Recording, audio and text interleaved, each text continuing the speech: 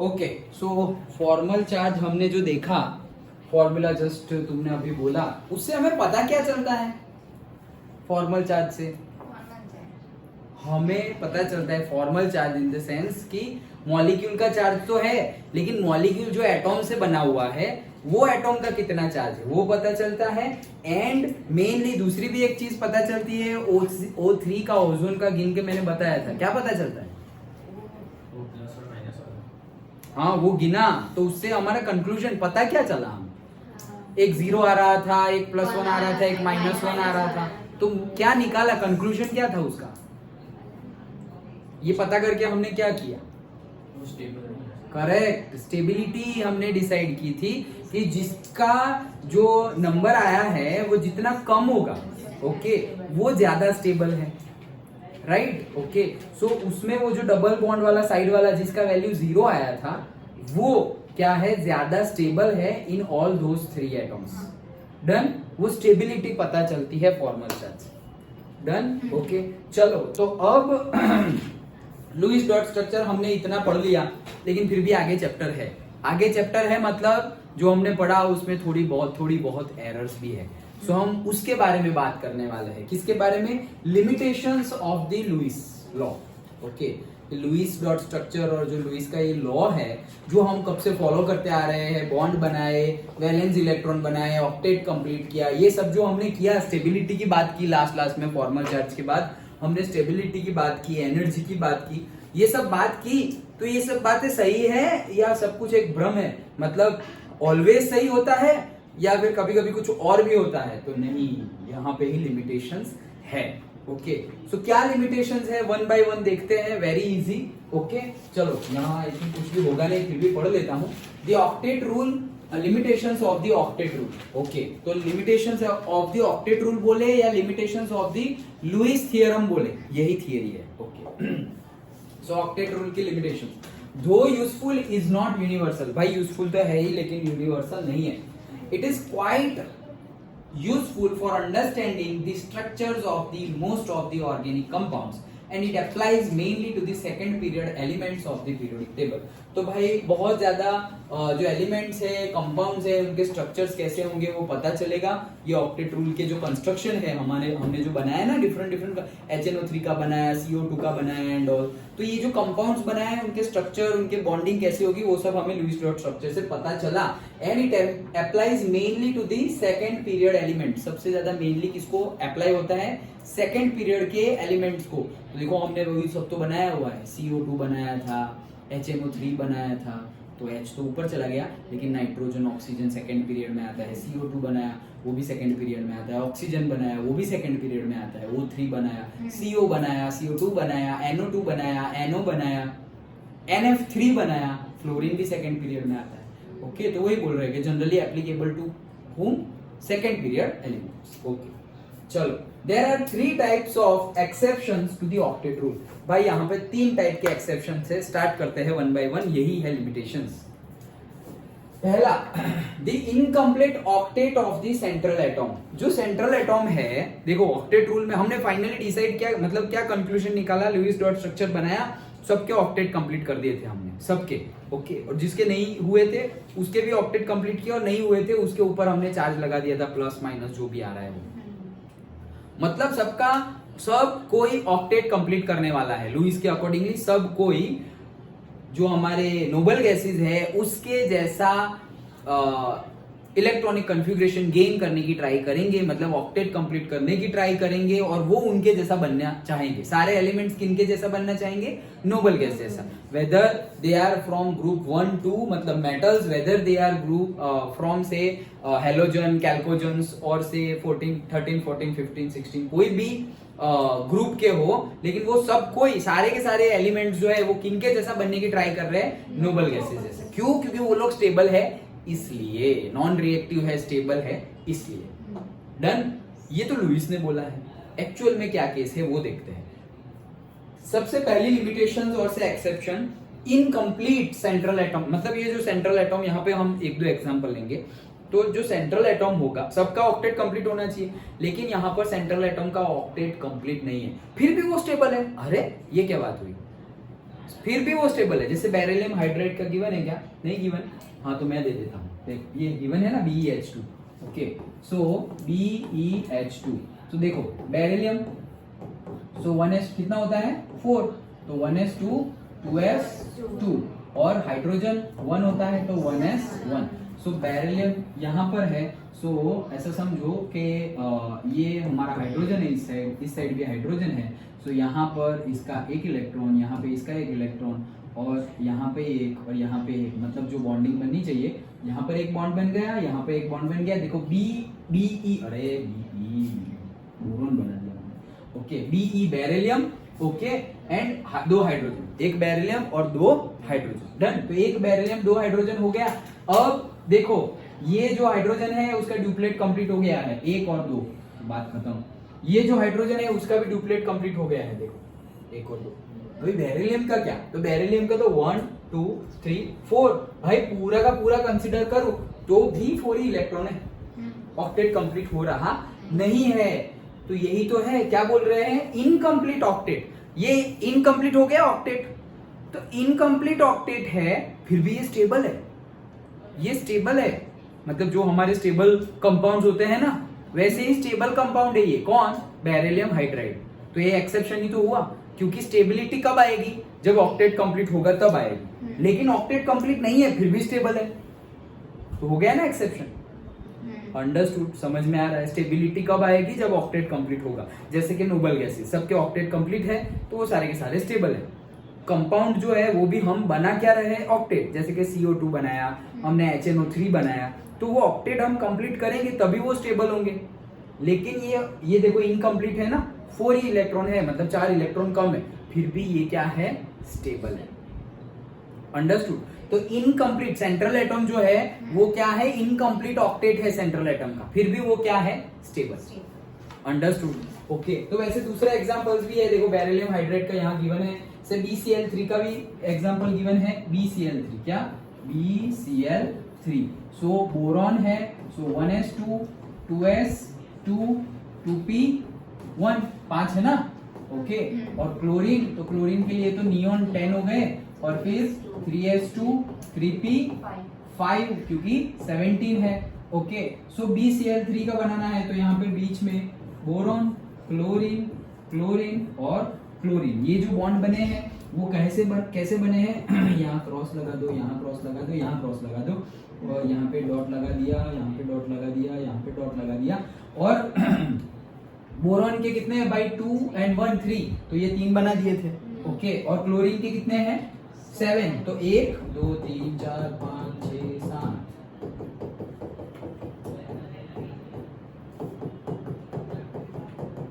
तो सबके 7 7 7 सब कुछ है। अब देखो क्लोरीन, तो इसका ये ऑक्टेट कंप्लीट हो गया, ये क्लोरीन इसका ये ऑक्टेट कंप्लीट हो गया, ये क्लोरीन ये ऑक्टेट कंप्लीट हो गया। लेकिन बोरॉन तो भाई देखो 2 2 4 2 6 ऑक्टेट कंप्लीट नहीं हुआ, फिर भी ये स्टेबल कंपाउंड है। Just like beryllium hydride, beryllium boron chloride, boron chloride is also a stable compound. समझ में आ गया? सो इनकम्प्लीट सेंट्रल एटम है, इनकम्प्लीट ऑक्टेट वाला सेंट्रल एटम है, इनकम्प्लीट है ऑक्टेट, लेकिन फिर भी वो क्या है, स्टेबल है। वैसे ही दूसरा एक एग्जांपल गिवन है LiCl का, ओके। सो ये सारे बस 2-3 एग्जांपल दिखाओ बहुत है, लेकिन कहना क्या चाह रहे हैं समझ में आ गया, फिगर से ही समझ में आ जाता है, अगर हम ड्रॉ करें तो ही समझ में आ जाता है। तो पढ़ते हैं, in some compounds the number of electrons surrounding the central atom is less than that of the 8। तो भाई इलेक्ट्रॉन्स, नंबर ऑफ इलेक्ट्रॉन्स होंगे वो 8 होंगे नहीं। This is especially the case with the elements having less than 4 valence electrons। ऐसा generally case किसके साथ देखा जाता है, जिनके लेस देन 4 वैलेंस इलेक्ट्रॉन्स होते हैं, उसमें ये केस देखा जाता है। ओके सो एग्जांपल्स है, कैसे कैसे एग्जांपल्स है, देखो LiCl अभी 2 देख लिया तो एक क्यों छोड़ते हैं, चलो एक भी बना देते हैं, LiCl। सो Li क्या है, 1s2 2s1, और Cl क्या है, अगेन ये Cl तो लिखा हुआ ही है, ओके। सो Li और उसके साथ Cl, और यहाँ पर एक इलेक्ट्रॉन और यहाँ पर भी एक इलेक्ट्रॉन, तो 1 2 3 4 5 6 और ये 7 हो गया। और Li क्या था, Li तो 1 ही था, तो 1 ड्रॉ कर दिया है और ये बॉन्ड हो गया, ओके। सो इसका ऑक्टेट कंप्लीट हो गया। भाई इसका क्या, 2 इलेक्ट्रॉन, 2 इलेक्ट्रॉन का क्या करेंगे, वो अचार बनाएंगे क्या? ओके तो इनकम्प्लीट है, इनकम्प्लीट है, उसका ऑक्टेट नहीं हुआ है, फिर भी क्या है, स्टेबल है, LiCl। डन, समझ में आ गया? ऑक्टेट नहीं है, स्टेबल है। स्टेबल है मतलब क्या, कंपाउंड एग्जिस्ट करता है। जो कंपाउंड एग्जिस्ट ही ना करे वो स्टेबल ही नहीं है, जो एग्जिस्ट करता है वो स्टेबल है। ओके मतलब जैसे कि NaCl है हमारे पास, क्यों है NaCl, क्योंकि वो स्टेबल है इसलिए है। अगर स्टेबल नहीं होता तो NaCl एग्जिस्ट ही नहीं करता किसी ना किसी के साथ। जैसे NaCl तू जबरदस्ती भी एक दूसरे के पास लेके आओ सोडियम और क्लोराइड को, तो वो सोडियम कहीं और चला जाएगा, क्लोरीन कहीं और चला जाएगा, क्योंकि वो स्टेबल नहीं है इसलिए। लेकिन तुमने फोर्सफुली थोड़ा ही एनर्जी दे के या एनर्जी लेकर उनको ज्वाइन कर दिया, तो वो इजीली एक दूसरे को छोड़ेंगे नहीं, क्यों, क्योंकि वो स्टेबल है, दैट्स व्हाई। अंडरस्टूड? ओके हाँ बोलो सर। लिथियम में कोवेलेंट बॉन्ड बनाएगा क्यों, तो वो कैसे बना, उसको तो एक देना ही। मतलब ऐसा जरूरी थोड़ी है कि बॉन्डिंग सिर्फ कोवेलेंट से ही हो, हमारी तो आयनिक भी होगी ना।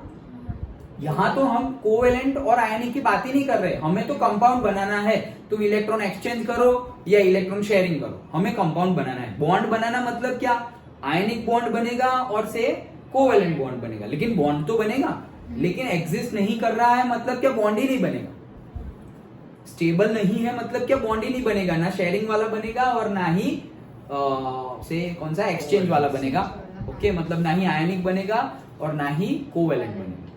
डन, बॉन्ड बनने की बात चल रही है अभी। डन, ओके सो वही चीज बता रहे हैं। Lithium, beryllium, boron have 1, 2 and 3 valence electrons only. Some other such compounds are AlCl3 and BF3. देखो दूसरे भी टोटल 5 एग्जांपल्स गिवन है। Lithium chloride, beryllium hydride and boron chloride, और दूसरे है AlCl3 भी गिवन है और BF3 भी गिवन है। तो उसका भी बना के शो करना हो तो शो कर सकते हो, अदरवाइज सिर्फ लिख दो चलेगा। एटलीस्ट 2-3 एग्जांपल्स गिवन है, वो दे दो। हाँ बोलो। तो सर इसके अंदर लिथियम क्या बना, क्या करेगा मतलब, ये बॉन्ड बनाया हुआ है लिथियम में, लेकिन ये कौन सा बॉन्ड है, ये एक्सचेंज ही है, ये एक्सचेंज है। क्लोरीन लेते, क्लोरीन हमें पता ही है ना, क्लोरीन क्लोरीन के साथ क्या बनाता है, कोवेलेंट बॉन्ड। लेकिन क्लोरीन सोडियम के साथ क्या बनाता है, तुम देखो कहां से है, दो तुमने कहां से लिए हुए हैं, जो 2 एटॉम को तुम इकट्ठा कर रहे हो वो कहां से बिलोंग कर रहे हैं। यहाँ पर देखो एक ग्रुप 1 और एक ग्रुप 17, तो एक मेटल एक नॉन मेटल, जैसे हमारा NaCl है, जैसे हमारा KCl है, तो यही तो ग्रुप का है, लीना की रब से फरियाद। ओके तो यही ग्रुप का ये है, और ये तो सब Cl ही साथ में आ रहे हैं, तो आयनिक बॉन्ड ही है, ये आयनिक बॉन्ड है, लेकिन बॉन्ड तो है ना। समझ में आ गया, हम बॉन्ड की बात कर रहे हैं, आयनिक हो या कोवेलेंट, बॉन्ड बनेगा या नहीं बनेगा। बनेगा कब, जब स्टेबल होगा तो ही बनेगा, कुछ अनस्टेबल होगा तो बनेगा ही नहीं, रहेगा ही नहीं। अगर जबरदस्ती बना दिया तो वो टूट जाएगा। डन, समझ में आ गया। तो ये छोटा सा हमारा मतलब पूरा टॉपिक तो नहीं, लेकिन पहली हमारी जो एक्सेप्शन केस है या जो पहली लिमिटेशंस है लुईस थ्योरम की और से ऑक्टेट रूल की, वो ये है क्या, the incomplete octet of the central atom. फिर भी देन ऑल्सो और से धो it makes the stable compound. Done? समझ में आ गया पक्का? ओके अब नेक्स्ट देखते हैं ऑड इलेक्ट्रॉन मॉलिक्यूल्स, वो बाद में देखते हैं, पहले ये देख लेते हैं तो इजीली समझ में आ जाएगा। वैसे सब कुछ ही इजीली समझ में आएगा, लेकिन ये को रिलेट कर सकते हो इसीलिए। क्या, द एक्सपांडेड ऑक्टेट। अभी हमने क्या बोला, इनकम्प्लीट ऑक्टेट। इनकम्प्लीट ऑक्टेट मतलब ऑक्टेट होना चाहिए लेकिन है नहीं, 4 है 6 है लेकिन 8 नहीं मिल रहे सेंट्रल एटम। अब हम क्या देखने वाले हैं, द एक्सपांडेड ऑक्टेट, मतलब 8 होने चाहिए लेकिन 10 है 12 है 14 है, ज्यादा है फिर भी स्टेबल है, ज्यादा है फिर भी स्टेबल है।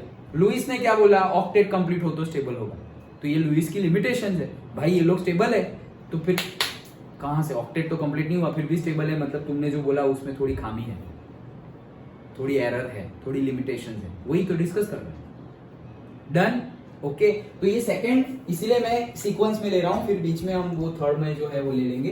द एक्सपांडेड ऑक्टेट, सो देखो elements in and beyond the third period of the periodic table, मतलब थर्ड पीरियड जो है, पीरियड की बात चल रही है ग्रुप की नहीं, थर्ड पीरियड जो है वो और उसके बाद वाले पीरियड्स वाले जो एलिमेंट्स होंगे वो, apart from 3s and 3p orbitals, 3d orbitals also available for bonding. तो भाई 3d ऑर्बिटल्स भी अवेलेबल है थर्ड पीरियड में। तो क्या है 3d भी थर्ड पीरियड में, मतलब फोर्थ पीरियड में d ऑर्बिटल कहां से शुरू होती है, d आ जाती है थर्ड सीरीज में। मतलब देखो ये तो तुम्हें आगे जाके पता चलेगा। ये n is equal to 1, n is equal to 2, n is equal to 3 और ये है n इज इक्वल टू 4। तो यहाँ पर है क्या हमारा n इज इक्वल टू 4, यहाँ पर है n इज इक्वल टू 3, यहाँ पर था s p d f, ऐसे ही बढ़ते थे ना। मतलब यहाँ पे s होगा, यहाँ पे s और p होगा, यहाँ पे s p और d होगा और यहाँ पे s p d और f भी होगा। तो यहाँ पे क्या कह रहे हैं कि अभी पहले क्या बोला कि ये जो बना रहे थे ना मॉलिक्यूल्स, जनरल जो कंपाउंड बना रहे थे वो कौन से थे, सेकंड पीरियड वाले ही एलिमेंट्स ए से बॉन्डिंग बना रहे थे। जो लुईस डॉट स्ट्रक्चर में हमें देखने को मिले वो सारे कौन से थे, सेकंड पीरियड के एलिमेंट थे। लेकिन अभी क्या बोल रहे हैं कि ये जो अभी हम लिमिटेशंस की बात करने वाले हैं, वो लिमिटेशंस कब, जब डी ब्लॉक के डी ब्लॉक मतलब एस पी डी और एफ 4 ब्लॉक हमें पढ़ने वाले हैं 11th और 12th में मिलकर। ओके पीरियोडिक टेबल है हमारा। तो पीरियोडिक टेबल में ये पहले दो जो है ग्रुप 1 ग्रुप 2, तो वो कौन सा ब्लॉक है, एस ब्लॉक। ओके फिर यहाँ पे बीच में क्या है, डी ब्लॉक। ओके और ये वाला क्या है, पी। ओके तो ये लास्ट वाला जो है वो क्या है, पूरा का पूरा पी ब्लॉक। ओके और डी ब्लॉक यहाँ पर है और डी में से ही नीचे से यहाँ पर से निकाल लिया है। Okay that is F block. Done, ये हमने पढ़ा था। ओके तो एस पी डी और उसमें से ही एफ। तो यहाँ पर क्या बोल रहे हैं कि कौन कौन कंपाउंड बनाने में काम आएंगे, कौन कौन से एलिमेंट पार्टिसिपेट करेंगे। भाई थर्ड पीरियड वाले तो करेंगे ही, लेकिन जैसे ही n इज इक्वल टू 3 आ जाए तो 3 में तो d भी आ जाता है ना, d सीरीज भी आ जाता है ना। तो जो d ऑर्बिटल्स वाले हैं, मतलब वही क्या स्कैंडियम 21 to 30 मैंने याद करने को बोला है ना, तो उसमें 3d फील होने लगेगा। क्योंकि आर्गोन देखो तो आर्गोन में क्या होगा, लास्टली 3p6 पे आर्गोन कंप्लीट होता है। फिर पोटेशियम पे 3p6 के बाद क्या होगा, हाँ पोटेशियम का क्या होगा, 4s1 रे, 4s1। फिर कैल्शियम के लिए 4s2, s फिल हो गई। अब आते हैं डी में। हमने देखा था 4s और 3d के बीच में बहुत कम डिफरेंस है, तो अब जाएगा 3d में। तो अब 3d में जाएगा तो scandium 3d1, titanium 3d2, vanadium 3d3, chromium 3d4, manganese 3d5। वैसे अभी पूरा नहीं बोलूंगा। ओके ओके तो एक एक इलेक्ट्रॉन बढ़ रहा है, लेकिन अब कौन आ रहा है अंदर, डी ऑर्बिट भी आ रहा है। ओके सो वही चीज यहाँ पर बोल रहा है क्या, apart from 3s and 3p 3d orbitals also available for the bonding. In a number of compounds of these elements there are more than 8 valence electrons around the central atom. मतलब central atom के पास 8 से भी ज्यादा, क्योंकि expanded octet बोल रहे हैं ना, इससे पहले इनकम्प्लीट ऑक्टेट बोला, उससे पहले हमने ऑक्टेट पढ़ा, लुईस डॉट स्ट्रक्चर पढ़ा। अब लिमिटेशंस में हमने ऑक्टेट कंप्लीट नहीं हो रहा है फिर भी स्टेबल है वो देखा, और अब हम देख रहे हैं ऑक्टेट कंप्लीट हो गया और एक्स्ट्रा इलेक्ट्रॉन पड़े हुए हैं, वो भी स्टेबल है, एक्सपांडेड ऑक्टेट। ओके तो वो भी स्टेबल है, तो ये भी एक लिमिटेशन हो गई। देखो this is termed as the expanded octet. मतलब क्या, सेंट्रल एटॉम जो हमारा है उसमें 8 से ज्यादा इलेक्ट्रॉन्स है, तो उसे हम क्या बोलेंगे, एक्सपांडेड ऑक्टेट। जैसे 10 है, 12 है, 14 है। Done. Okay obviously the octet rule does not apply in such case. भाई यहाँ पे अप्लाई नहीं हो रहा है, नहीं तो वो स्टेबल कैसे होता। ओके ऑक्टेट अप्लाई नहीं हो रहा है, अगर होता तो फिर स्टेबिलिटी मिल जाती, लेकिन ऑक्टेट पे स्टेबिलिटी नहीं मिल रही है। जब एक्स्ट्रा इलेक्ट्रॉन हो तब स्टेबिलिटी मिल रही है। ओके तो ऑक्टेट रूल यहाँ पे अप्लाई होता नहीं है। सम अभी इसके एग्जांपल देखते हैं, जैसे कौन देखे, SF6 देखते हैं। देखो SF6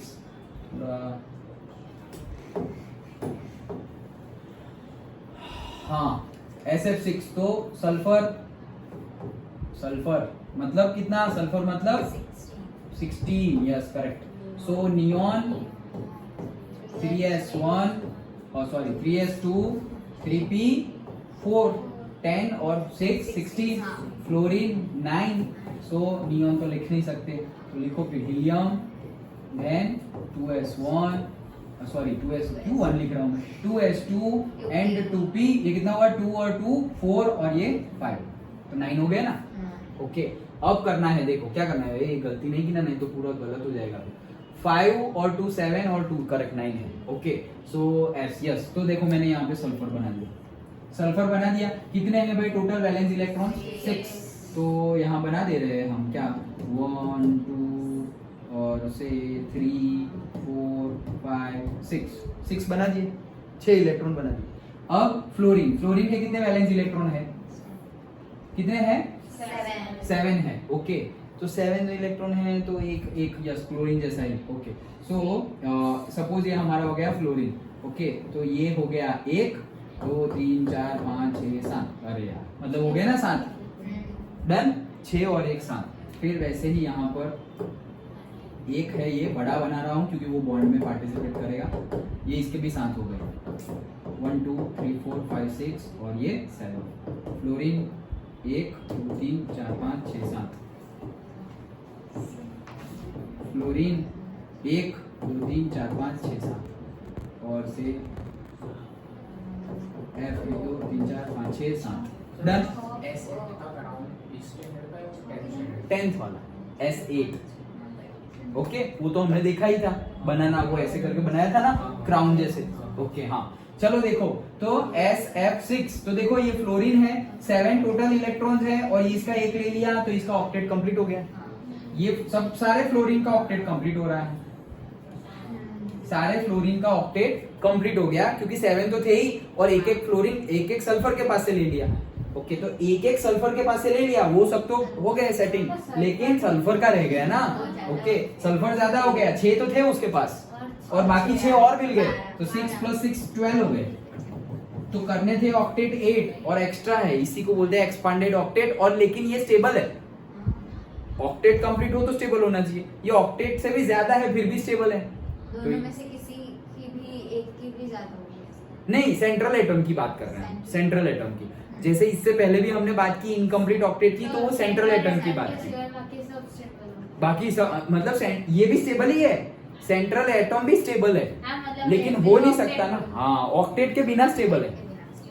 अब तक हमने क्या बोला था लुईस डॉट स्ट्रक्चर में ऑक्टेट होगा तो स्टेबल है, नहीं तो स्टेबल नहीं है। लेकिन ये ऑक्टेट नहीं है फिर भी स्टेबल है। इससे पहले हमने इनकम्प्लीट ऑक्टेट की बात की, मतलब वहां पे 4 थे 6 थे फिर भी स्टेबल है। यहाँ पर 10 होंगे 12 होंगे फिर भी स्टेबल है। सिंपल। ओके तो ये हो गया हमारा SF6। फिर दूसरे होते हैं फास्फोरस पेंटॉक्साइड भी होते हैं P2O5। ओके PF5 भी है, H2SO4 है, तो डिफरेंट ये हमें बनाना है, बना के दिखाऊं क्या? H2SO4 बनाना है, H2SO4। हाइड्रोजन का कितना होगा 1s1। फिर सल्फर अभी तो लिखा था 60 नियॉन। ओके तो कितना होगा 3s2 3p4। ओके और ऑक्सीजन, ऑक्सीजन कितना है भाई 8। तो हीलियम 2s2 एंड 2p और नहीं देखो 2 2 4 और 4 8 सही है। ओके सो 2 2 4 और 4 8। ओके हो गए। अब हमें क्या बनाना है H2SO4। तो सपोज हमने सल्फर यहाँ पर बना दिया बीच में। ओके अभी सल्फर हमने बनाया, अब कितने ऑक्सीजन बनाने हैं? 4 ऑक्सीजन बनाने हैं। तो देखो हम 4 ऑक्सीजन ही बनाएंगे, यहाँ पर अभी तुम बीच में हाइड्रोजन लगाने मत जाओ। ओके क्यों नहीं जाएंगे, लगाना हो तो लगाओ लेकिन होगा ही नहीं। जैसे कल हमने एक एग्जांपल देखा था वैसे होगा ही नहीं। सो यहाँ पे ऑक्सीजन लगा दिया, यहाँ पर भी ऑक्सीजन लगा दिया, यहाँ पर भी ऑक्सीजन लगा दिया, यहाँ पर भी ऑक्सीजन लगा दिया। तो भाई S खत्म, O4 भी खत्म। अब मुझे क्या लगाना है H2। तो मैं H2 लगा रहा हूँ, देखो यहाँ पर एक हाइड्रोजन लगा दिया और यहाँ पर एक हाइड्रोजन लगा दिया। अब वैलेंस इलेक्ट्रॉन तो गिनो।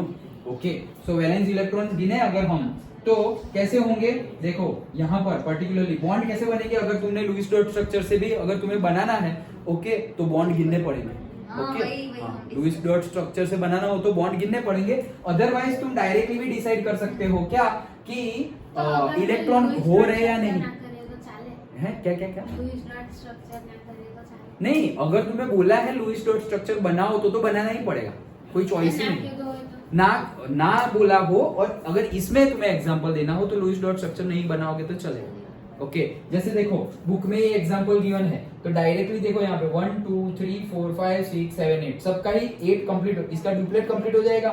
ये ऑक्सीजन का भी देखो 1 2 3 4 5 6 7 8 सबका ही कंप्लीट हो गया, लेकिन रह गया कौन? Central atom.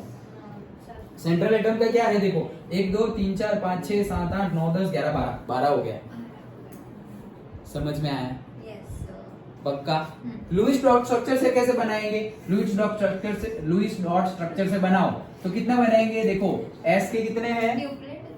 हाँ एस का डुप्लेट होगा, एस इसलिए एच का डुप्लेट होगा इसलिए मैं एस से बोल रहा हूँ कि एस का कितना है वैलेंस इलेक्ट्रॉन 6। ओके तो 6 है प्लस 4 इंटू ऑक्सीजन का कितना है? अरे कहाँ 6? हाँ 6 है, यस 6 है। और इसके कितने हैं? इसका 1s1 होता है, हाइड्रोजन का कितना होता है? 1s1 वही वैलेंस है और वैसे 2 है तो 2। ओके सो 2 तो कितने हो गए? अरे ये में वैलेंस इलेक्ट्रॉन्स एक और दूसरे का एक मतलब 2 हो गया। यस तो 24 26 एंड 32 कितने हुए? 32। लेकिन एटॉम्स कितने हैं? तो पहले तो ये 5 को गिनो, 5 को गिनेंगे तो 40 हो गए और उसके 2 तो 42। तो मतलब टोटल कितने बॉन्ड बनने चाहिए? 5 बॉन्ड बनने चाहिए। समझ में आया? अब 5 बॉन्ड से तुम बना ही नहीं पाओगे, ऐसे ही 4 बॉन्ड तो यही बन गए। 4 बॉन्ड तो यही बन गए, तो 5 बॉन्ड से हम बना ही नहीं पाएंगे। वही तो लिमिटेशंस है कि लुईस डॉट स्ट्रक्चर आएगा ही नहीं यहाँ पे। तुम वो लगाने जाओगे तो वो स्टेबल नहीं बन पाएगा, तुम वो लगाओगे तो वो बन जाएगा भी तो भी वो स्टेबल नहीं होगा। ओके सो ये एक बना। अब हम कैसे बनाएंगे? तो ऑक्सीजन की जो उसकी इलेक्ट्रॉनिक कॉन्फ़िगरेशन है मतलब 2-2 बनाता है वो तो पता है ना, वो डबल बॉन्ड बनाता है और सिंगल बॉन्ड भी बनाता है। अब जहां पे सिंगल बॉन्ड बना है वहां पे डबल बॉन्ड तो बनने से रहा, वहां तो नहीं बनेगा। सो अगेन यहाँ पर अगर मैं डबल बॉन्ड बना दूं यहाँ पर तो भी देखो कैसे डबल बॉन्ड बनेगा? 1 इलेक्ट्रॉन 2 इलेक्ट्रॉन। ऑक्सीजन कहाँ गया? ये रहा देखो। ऑक्सीजन क्या करने वाला है? 6 है उसके पास, तो वो क्या करेगा? 2 इलेक्ट्रॉन चाहिए उसको तब जाके वो बॉन्ड बनाएगा। डन? ओके तो ये ऑक्सीजन है मेरा, 2 इलेक्ट्रॉन चाहिए उसको, 1 इलेक्ट्रॉन यहां से ले लिया, 1 इलेक्ट्रॉन यहां से ले लिया, इसका काम खत्म हो गया है, बॉन्ड बन गया है ना उसका, ऑक्टेट कंप्लीट हो गया ना उसका।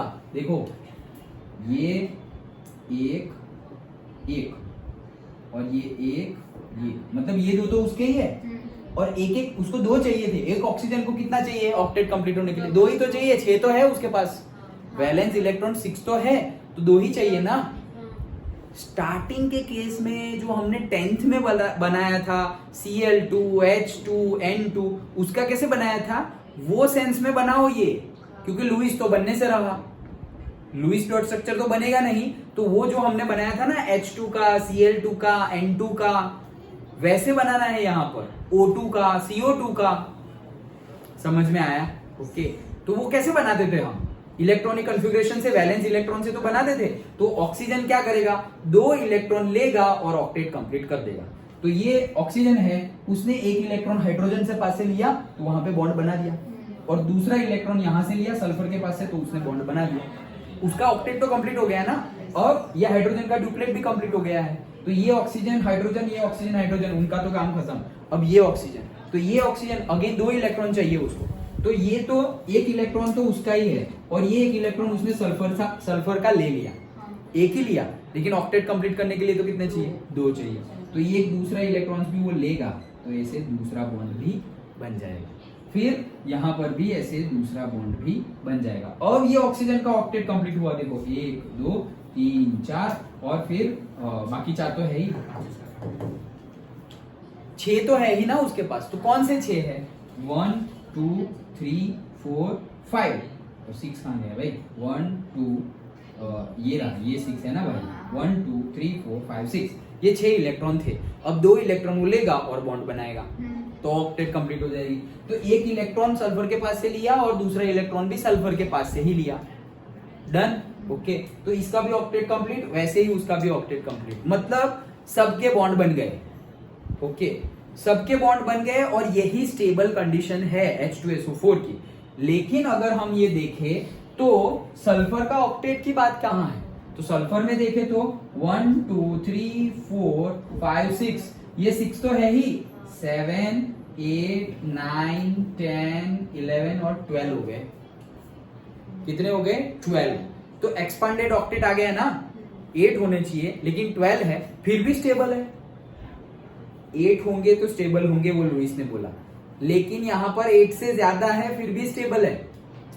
वही केस तो इससे पहले भी देखा हमने SF6 में कि सारे फ्लोरीन ने अपना अपना काम कर लिया और सल्फर के साथ बॉन्ड बना लिया। ठीक है, तो सल्फर का ऑक्टेट तो कंप्लीट नहीं हुआ, वहां पे भी 12 आए थे, डन। यहां पर भी ज्यादा आए हैं, अंडरस्टूड, पक्का समझ में आया? ओके, सो यही है हमारा क्या, एक्सपांडेड ऑक्टेट। PF5 के केस में भी वही है। देखो फ्लोरीन, फ्लोरीन मतलब क्या होगा, लिखा हुआ है नहीं लिखा हुआ है, फ्लोरीन मतलब 9, 9 मतलब क्या, 1s2 दो गए, 2s2 दूसरे दो गए और 2p में आ जाएंगे सारे के सारे 5, 4 और 5 9। तो वैलेंस इलेक्ट्रॉन कितने हो गए, 5 + 2 7। तो 7 एक ही चाहिए उसको, तो एक F P के पास से एक ले लेगा, बॉन्ड बन गया, इसका भी बॉन्ड बन गया, इसका भी सब F का ले लिया उसने, एक एक इलेक्ट्रॉन। तो फास्फोरस ने कितना दे दिए उसको इलेक्ट्रॉन, कितने शेयर किए हैं उसने, एक एक इलेक्ट्रॉन, मतलब 5 लोगों को, 1 2 3 4 5 लोगों को शेयर किया है, तो 5 इलेक्ट्रॉन तो उसके हो ही गए हैं। ओके, अब फास्फोरस में एक्चुअली होते कितने हैं, तो फास्फोरस में 15, मतलब नियोन तो है ही, फिर 3s2 एंड 3p3, कितने, 3s2 एंड 3p3। ओके, तो यहाँ पर देखो फास्फोरस का ऑक्टेट देखो, 5 तो है उसके, तो ये रहे 5, 1 2 3 4 5। लेकिन अगर उसका गिन ले, आ गया भाई फास्फोरस, ये इसका अगर हम गिन ले तो ऑक्टेट गिने अगर बॉन्ड वाले, तो ये 5 लेकिन दूसरे 5, तो टोटल 10 हो गए, तो ज्यादा हो गए, फिर भी स्टेबल है। डन, आ गया समझ में? तो ये हमने सारे एग्जांपल देखे। देखो यहाँ लिखा हुआ है 10 electrons around the phosphorus atom, 12 electrons around the sulfur atom, 12 electrons around the again sulfur atom। Okay, तो 8 से ज्यादा है फिर भी ये कंपाउंड स्टेबल है। इससे पहले एक्सेप्शन में और लिमिटेशंस में हमने देखा कि 8 से कम है, बेरिलियम हाइड्राइड 8 से कम है, बोरोन क्लोराइड 8 से कम है, LiCl 8 से कम है, AlCl3 8 से कम है, और लास्ट वाला BF3 था ना, हाँ, तो BF3 8 से कम है, फिर भी वो स्टेबल है। तो ये लुइस की लिमिटेशन है। लुइस ने बोला ऑक्टेट हो तो स्टेबल है, यहाँ पर तो कम हो तो भी स्टेबल होता है और ज्यादा हो तो भी स्टेबल होता है। समझ में आ गई 2 लिमिटेशंस। नाउ थर्ड लिमिटेशंस देखते हैं जो यहाँ बीच में थी, ऑड इलेक्ट्रॉन मॉलिक्यूल्स। क्या, ऑड इलेक्ट्रॉन मॉलिक्यूल्स, ये क्या कह रहे हैं odd electron molecules? In molecules with an odd number of electrons like nitric oxide NO and nitrogen dioxide NO2, the octet rule is not satisfied for all the atoms। भाई octet rule satisfy हो रहा नहीं है। कहने का meaning क्या है, देखो सिंपली लुइस ने क्या बोला था कि स्टेबल कंडीशन के लिए ऑक्टेट कंप्लीट होना चाहिए। अगर ऑक्टेट कंप्लीट होना चाहिए और अगर ऑक्टेट कंप्लीट है तो कभी भी सोचो ऑक्टेट कंप्लीट है, अभी ऑक्टेट कंप्लीट है मतलब 2 लोगों का ऑक्टेट कंप्लीट है, 2 एटॉम है वो मिल रहे हैं, तो दोनों का ऑक्टेट क्या है, कंप्लीट है। दोनों का अगर ऑक्टेट कंप्लीट होगा तो टोटल नंबर ऑफ इलेक्ट्रॉन्स कितने होंगे उसमें, इसका ऑक्टेट कंप्लीट 8, इसका भी ऑक्टेट कंप्लीट 8, 16 होंगे। ओके, और शेयरिंग में की हो तो सपोज 14 भी हो, 2 इसके लिए हो, शेयरिंग हो, एक्सचेंज हो, लेकिन नंबर क्या होगा, इवन होगा, उसकी बात कर रहा हूं। ऑक्टेट होगा तो नंबर क्या होगा, इवन होगा, जैसे कि CO2, तो total number of atom octet, ऐसा मान लो कि सबका ऑक्टेट क्या है, कंप्लीटेड है, सबका ऑक्टेट कंप्लीटेड है, मतलब क्या कि 8 और वो 3, मतलब 8 3 जा 24, तो ऑड इवन नंबर आया। कभी भी ऑड नंबर आएगा ही नहीं, कभी भी तुम चेक करोगे तो वैलेंस इलेक्ट्रॉन का चेक करो या टोटल इलेक्ट्रॉन्स का, कोई भी इलेक्ट्रॉन चेक करो, total number of electrons check करो या तो वैलेंस इलेक्ट्रॉन्स चेक करो, सिर्फ वैलेंस इलेक्ट्रॉन, फिर भी ऑड नंबर नहीं आएगा। लेकिन इन लोगों में ऑड नंबर आ रहे हैं, तो ऑड नंबर आ रहे हैं फिर भी वो स्टेबल है। ओके, वही देखना है। देखो कि ऑक्टेट रूल यहाँ पे सेटिस्फाइड नहीं हो रहा है। Nitrogen and oxygen, so nitrogen oxygen double bond बनेगा। ओके, क्यों डबल बॉन्ड बनेगा भाई, ऑक्सीजन नाइट्रोजन के साथ तो 2 ही बॉन्ड बना सकता है ना, क्योंकि ऑक्सीजन क्या करेगा, 2 इलेक्ट्रॉन लेगा और बॉन्ड बन जाएगा, 2 इलेक्ट्रॉन इसके पास से लिए और बॉन्ड बन गया। नाइट्रोजन तो 3 भी बना सकता है, लेकिन होना तो चाहिए ना भाई। ओके, तो 2 बॉन्ड बनाएगा, 2 बॉन्ड बना दिए, तो अब वैलेंस इलेक्ट्रॉन्स चेक करो. Okay, nitrogen and oxygen 7 and 8, 1s2, 2s2, 2p7 है ना, तो 4 हो गए 3 and 1s2, 2s2, 2p4. Okay, तो देखो यहाँ पे वैलेंस इलेक्ट्रॉन्स चेक करो कितने हुए. देखो डायरेक्ट टोटल इलेक्ट्रॉन चेक करो, टोटल कितना हुआ 15. वैलेंस इलेक्ट्रॉन चेक करो 2 + 3 5, 2 + 4 6, टोटल कितना हुआ 11. ओके, नहीं आएगा ऐसा, लेकिन यहाँ पे ऐसा आ रहा है. जनरली कंपाउंड में क्या होगा, मैंने बोला ना इवन नंबर ही आएगा. अभी मैंने CO2 का नहीं बताया. 1s2, 2s2, 2p2. Oxygen 1s2, 2s2, 2p4. तो देखो 2 + 2 4, 2 + 4 6, टोटल 10. समझ में आया? पक्का? इनका गिनो. C. ओके, तो C 6, ऑक्सीजन 8 और 2 है वो, तो 8 2 16, 16 और 6 22. इवन आए, हमेशा इवन ही आएंगे. H2O ले लो, तो कितना है, H का 1 है, दूसरे H का भी 1 है, और एक ऑक्सीजन, तो मतलब कितना हो गया 8, टोटल कितने हो गए 10. कोई भी लो वो इवन ही आएगा, तभी स्टेबल आएगा. कोई भी ले लो वो इवन ही आएगा, और इवन आएगा तभी स्टेबल होगा. ओके, हम क्यों ऐसा क्यों इवन नंबर क्यों आ रहा है, क्योंकि हम ऑक्टेट की बात कर रहे हैं और हम बॉन्ड बना रहे हैं. तो बॉन्ड कब बनेगा, 2 इलेक्ट्रॉन से ही बॉन्ड बनेगा ना, 1 इलेक्ट्रॉन से थोड़ी बॉन्ड बनने वाला है. बॉन्ड हमेशा पेयरिंग में ही बनेगा. 2 इलेक्ट्रॉन होंगे तो ही पेयर बनेगा, 2 इलेक्ट्रॉन होंगे तो ही बॉन्ड बनेगा.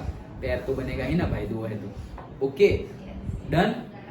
तो कहने का मीनिंग है हर बार इवन नंबर ही आएगा और स्टेबिलिटी मिलेगी. लेकिन यहाँ पे ऑड नंबर आ रहा है, फिर भी ये लोग स्टेबल है. नाइट्रिक ऑक्साइड स्टेबल है, नाइट्रोजन डाइऑक्साइड स्टेबल है. तो ये भी यहाँ पर क्या है, एक्सेप्शन है और limitation.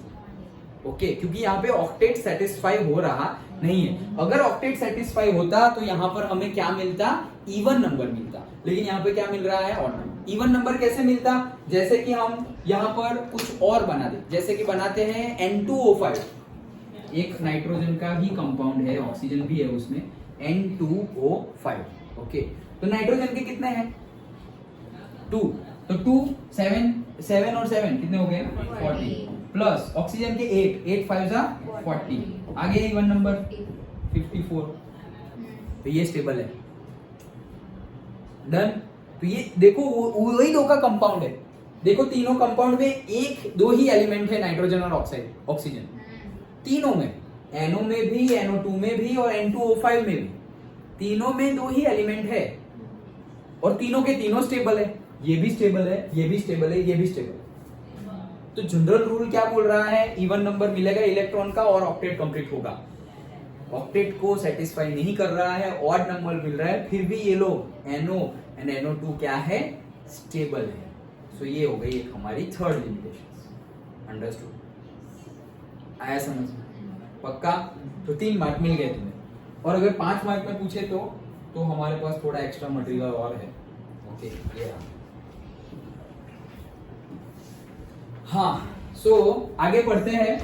Interestingly sulphur also forms many compounds in which octet rule is observed. भाई सल्फर तो दूसरे बहुत कुछ बनाता है, SCl2 भी बनाता है, SCl2. तो यहाँ पे ऑक्टेट कंप्लीट होता है, सल्फर का ऑक्टेट कंप्लीट होता है और वो स्टेबल है. तो भाई वो तो रूल में है ही ना भाई, ऑक्टेट कंप्लीट होगा तो स्टेबल ही होगा, उसमें क्या नई बात की. लेकिन वो कंपेयर कर रहे हैं कि इससे पहले SF6 की बात की तो सल्फर इनकम्प्लीट था, फिर भी स्टेबल था. यहाँ पे सल्फर कंप्लीट ऑक्टेट है, फिर भी स्टेबल है. ये क्या बात हुई भाई. ओके, एक बात करो, लॉ मतलब क्या, ऑलवेज एप्लीकेबल. ओके, तो ये तो भाई कभी कभी कुछ ऐसा दिखा रहा है तो नहीं चलेगा. Okay, SCl2. हाँ, so in sulphur dichloride the S atom has an octet of electrons around it. ये हमें पता ही है, मतलब ये तो ड्रॉ कर सकते हो ना, SCl2 उसमें क्या है, ड्रॉ कर दो. ओके, सल्फर और क्लोरीन यहाँ पे, क्लोरीन यहाँ पे, साथ इसमें 7 इलेक्ट्रॉन होते हैं. तो एक वाला ऐसे है, यहाँ एक वाला ऐसे है, तो ये एक और ये एक. ओके, और सल्फर के कितने होते हैं 6. ओके, सो 1 2 और 3 4, ओके 5 6 हो गए. डन. और यहाँ पे बॉन्ड बन गया। सो ये क्या हो गया HCl2, तो ये एक बॉन्ड बन गया, ये एक बॉन्ड बन गया, लेकिन ये क्या है स्टेबल, ये क्या है स्टेबल है। ओके सो देखो 1 2 3 4 5 6 7 8 लेकिन Cl का ऑक्टेट हुआ ना, ये 7 है ना, ये ड्रॉ नहीं किए रे मैंने। ये टोटल कितने हैं वैलेंस इलेक्ट्रॉन 7 और ये एक ले लिया तो 8। ओके यहाँ पर भी कितने हैं 7 और ये एक ले लिया तो 8। डन। ओके तो सल्फर का कंप्लीट है यहाँ पर, फिर भी स्टेबल है। वहां पे इनकम्प्लीट था, इनकम्प्लीट नहीं एक्सपांडेड था, मतलब इनकम्प्लीट ही बोलेंगे, वो भी ज्यादा है, वो भी कंप्लीट तो ओवर कंप्लीट ओके मतलब एक्सपांड एक्सेस में है, एक्सेस में है इलेक्ट्रॉन्स 8 से ज्यादा है, फिर भी वो क्या है स्टेबल है। ओके तो वही चीज है, समझ में आ गया। सर ये ए कौन सा एलिमेंट है? कौन सा? ये ये Cl है रे HCl2 ये क्लोरीन है, क्लोरीन। वो मेरी थोड़ी अंग्रेजी खराब है डन हैंडराइटिंग खराब है, अंग्रेजी खराब नहीं। हाँ ओके चलो ओके चलो। सो क्या थे 3 देखे हमने, 3 देखे और थोड़ा क्या भाई तुम्हें लुईस डॉट स्ट्रक्चर से पता चलता है कि वो मॉलिक्यूल स्टेबल है या अनस्टेबल है? नहीं पता चलता। उसका शेप कैसा है पता चलता है? नहीं पता चलता। उसकी एनर्जी कितनी है वो पता चलता है? नहीं पता चलता। तो लुईस डॉट स्ट्रक्चर से ये सारी चीजें पता चलती नहीं है। क्या? स्टेबिलिटी, एनर्जी, शेप कुछ भी पता नहीं चलता। ये भी लिमिटेशंस है, ये भी क्या है लिमिटेशंस है। भाई पता सब कुछ चलना चाहिए। चैप्टर का नाम क्या है? Chemical bonding and molecular structure. तो अगर तुमने दे दिया तो चैप्टर यहीं पे चैप्टर खत्म हो जाता, लेकिन लिमिटेशन है इसलिए चैप्टर आगे बढ़ेगा ओके तो शेप है, एनर्जी है, स्टेबिलिटी है, ये सब कुछ लुईस डॉट स्ट्रक्चर से पता चलता नहीं है। That is also one limitation. और सबसे बड़ी लिमिटेशन, सबसे बड़ी बोल सकते हैं, सबसे बड़ी सब कुछ लुईस ने किसको रेफरेंस में रख के बताया कि भाई ये जो हमारे नोबल गैसेस है, हर कोई एलिमेंट नोबल गैसेस जैसी इलेक्ट्रॉनिक कॉन्फ़िगरेशन गेन करने की ट्राई करेगा। क्यों? क्योंकि उनका ऑक्टेट कंप्लीट है एंड दे आर स्टेबल। सो सब लोग ऑक्टेट कंप्लीट करना चाहेंगे, उन्होंने ऑक्टेट रूल दिया और सब लोग स्टेबल होना चाहेंगे। ये बोला लुईस ने। मतलब ये लोग स्टेबल है, उनका ऑक्टेट कंप्लीट है और वो नॉन रिएक्टिव है। डन। तो helium, neon, argon, krypton, xenon, तो हमारे पास अर्थ में ऐसा कंपाउंड भी मिलता है जिसका नाम है ज़ेनॉन डाइफ्लोराइड। तो भाई तुम तो बोल रहे थे नॉन रिएक्टिव है, तो ये किसके साथ रिएक्शन के बगैर ये कंपाउंड कैसे बन गया? समझ में आया? हमारे पास ऐसा कंपाउंड भी है। तो हमने क्या बोला? नोबल गैसेस नॉन रिएक्टिव है, स्टेबल है, ओके, ऑक्टेट कंप्लीट है, ये सब कुछ है। तो वो रिएक्शन ही नहीं करेगा, वो तो नॉन रिएक्टिव है। अगर केमिकल रिएक्शन की ही नहीं तो ये कंपाउंड आया कहां से? ओके, मतलब शादी हुई नहीं तो ये बच्चा कहां से आ गया? समझ में आ गया? ओके सो मतलब क्या? नोबल गैसेस के लिए भी जो एजम्पशन रखे हुए हैं, ऑक्टेट रूल, नॉन रिएक्टिव, वो भी वैलिड नहीं है। एक्चुअली वैलिड नहीं है। वही हुआ ना मीनिंग। तो जो पढ़ा हुआ है एक्सेप्शन एक्सेप्शन एक्सेप्शन। चलो तो देखो ये xenon difluoride, krypton difluoride, same ऐसे ही krypton difluoride, helium, neon, argon, krypton. Krypton का डाइफ्लोराइड ऑक्सीफ्लोराइड भी मिलता है, xenon oxyfluoride, xenon oxyfluoride. Okay तो xenon difluoride, krypton difluoride, xenon oxyfluoride, ये सब कहां से आया भाई? तुम तो बोल रहे थे नॉन रिएक्टिव है। नॉन रिएक्टिव है तो ये रिएक्शन कहां से किया? ओके कुछ तो घपला किया है। वो घपला लुईस ने नहीं बताया है। ओके वो घपला लुईस ने बताया नहीं है। अंडरस्टूड? समझ में आ गया? तो ये तो सबसे बड़ी लिमिटेशन हुई ना, क्योंकि जिसके ऊपर तुमने पूरा थियरम दे दिया, पूरा ऑक्टेट रूल दे दिया, क्यों? क्योंकि सब लोग इनके जैसे ही बनने की ट्राई कर रहे हैं, सब लोग नोबल गैसेस बनने की ट्राई कर रहे हैं, और नोबल गैस ही नोबल नहीं है। ओके, पूरा जज्बात बदल दिए। समझ में आ गया? कोई एक भगवान जैसे ही बनने की ट्राई कर रहे हैं और भगवान ही कोई और निकले। ओके, बोलना नहीं है ऐसा कुछ। भगवान वर्ड है इसलिए मुझे कुछ बोलना नहीं है, नहीं तो वो ऐसे नहीं, मूवी है ऐसी साधु और शैतान। ओके, बट हम प्रेयर क्या कर रहे हैं? ओके, सो ये तो जस्ट फॉर जोक के लिए भी नहीं बोलना चाहिए, बट यहाँ पे सिचुएशन ऐसी बन गई। ओके, चलो, क्या कि हम सबकी कंपैरिजन, मेटल्स हो नॉन मेटल्स हो, सब कोई बनना चाहता है नोबल गैस जैसे, क्योंकि वो लोग स्टेबल है। काहे के स्टेबल है? रिएक्शन तो कर रहे हैं। ओके, ऐसा ही होगा ना? समझ में आ रहा है? ओके, अभी मुझे ज्यादा सोचने का टाइम मत दो, ठीक है? चलो। ओके, चलो आगे बढ़ते हैं। सो ये ड्रॉबैक्स है। Done. It is clear that octet rule is based upon the chemical inertness of the noble gases. कि भाई वो chemically क्या है? Inert है, मतलब non-reactive है. Okay. However, some noble gases also combine with the oxygen, fluorine to form a number of compounds like xenon difluoride, krypton difluoride, xenon oxyfluoride. तो कहाँ से आया ये? तो मतलब सब कुछ मिथ है, ऐसे सपने चकनाचूर हो गए ऐसे. Okay, this theory does not account for the, हाँ, तो ये समझ में आ गया? और फिर जो बोला वो शेप, स्टेबिलिटी, एनर्जी कुछ भी पता चलता नहीं है. This theory does not account for the shape of the molecules. It does not explain the relative stability of the molecules being totally silent about the energy of the molecule. Done? Okay. So Lewis dot structure में 3 mark में पूछे तो ये 3 बड़ी limitations तुम लिख लो. क्या? कौन सी लिखोगे? एक तो ऑड नंबर वाली लिखोगे, वो भूल मत जाना. हाँ, सीक्वेंस में हमने जो देखा वो. Okay, odd electron molecules. So odd electron molecules वाले वो भी स्टेबल है, ऑड इलेक्ट्रॉन वाले भी स्टेबल है, इनकम्प्लीट ऑक्टेट वाले भी स्टेबल है, एक्सपांडेड ऑक्टेट वाले भी स्टेबल है. ये 3 तो मेन हो गए. दूसरी, इससे हमें शेप, इससे हमें एनर्जी, स्टेबिलिटी कुछ भी पता चलता नहीं है. और एक, अब भाई तुमने जिसको रेफरेंस में लिया है, तुम्हारा रेफरेंस ही बकवास निकला. ओके, मतलब कि जिसके साथ तुम कंपेयर कर रहे हो और उसके बेस पे ऑक्टेट रूल दे दिया, उसके बेस पे पूरी की पूरी थियरम दे दी और बोल दिया वो लोग नॉन रिएक्टिव है. तो भाई xenon difluoride, krypton difluoride, xenon ऑक्सीफ्लोराइड, ये सब कहां से आया है? डन. तो मतलब वो लोग भी इन रेयर केस, देखो ये सब बन तो रहा है लेकिन बहुत कम मिलता है, इसलिए हम उसको नोबल गैसेस बोलते हैं. ओके, बहुत कम मिलता है. अगेन हमारा जो तर्क है, हमारा जो क्वेश्चन है या क्यूरियोसिटी है, वो सही है, लॉजिक है हमारा जो, वो सही तो है, लेकिन ये इतना ज्यादा भी नहीं मिलता कि तुम उनका नाम ही निकाल दो, ए भाई ये कोई नोबल गैसेस नहीं है. नहीं, ऐसा नहीं है. बहुत रेयर और बहुत मतलब कम मिलता है, लेकिन मिलता तो है. ओके, सो समझ में आ गए. 5 मार्क हो तो सारे पॉइंट लिख दो, 3 मार्क हो तो वो 3 मेन लिखो. तो 3 मार्क में भी 5 याद हो तो 5 लिख दो. याद ही होंगे ना, उसमें बड़ा क्या है? शेप, साइज, शेप और एनर्जी और स्टेबिलिटी की बात करनी है और नोबल गैसेस की बात करनी है. बात खत्म. अंडरस्टूड.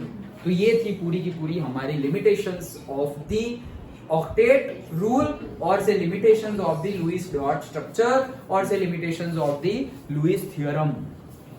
डन? आया समझ में?